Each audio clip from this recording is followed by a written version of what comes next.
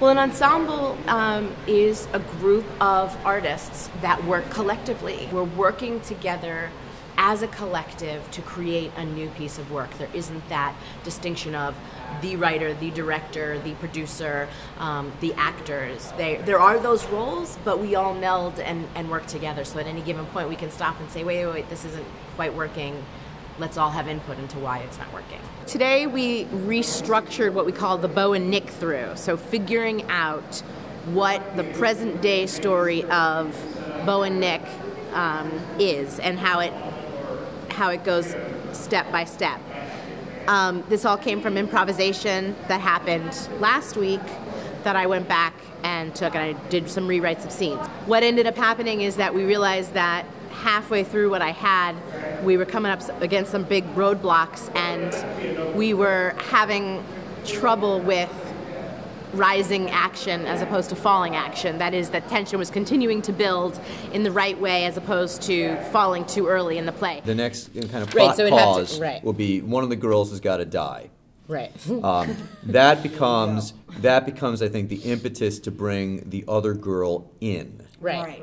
That is maybe the first piece of the mule scene, right? Where we find out about, that's where Nick finds out about Bo.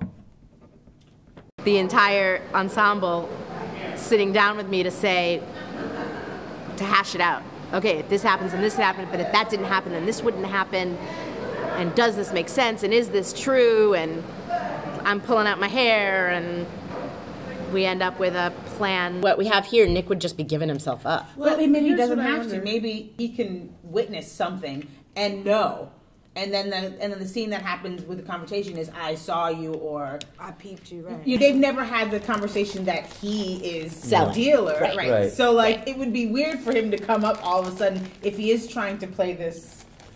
Well, I think that's the chess game in the writing. I think that's the thing. Yeah, but it's like I write this play. So then, is it possible that Bo comes out of the save one kid scene with the mistaken, tragic understanding that there's a quid pro quo between them? That he knows. That he knows, but he's not going to do anything. Yeah. Mm-hmm. Yeah. Oof. That's pretty painful. Yeah, that Nick is his friend. Yeah. Nick has come to save him. He knows that Nick is his friend. So one thing is he's got a friend on the police force in his mind. Oh, and also it's like, if he told me about this, he's going to tell me about everything. But you can't tell him about the bust. I love this idea. Right, because that keeps the tension building, even though they know. Absolutely. And it keeps Bo.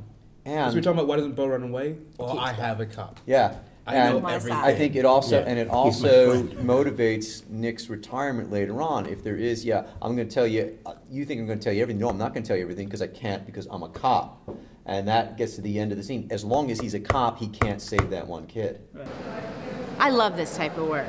I live for, I mean, as much as I say I'm pulling my hair out, these are the moments I'm living for. In that I remember again that this is an ensemble art, that I'm not alone, and that multiple brains are always better than one.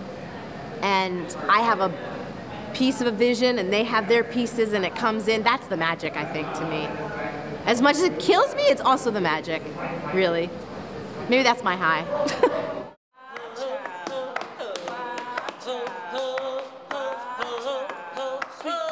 Sweet dreams. Sweet dreams.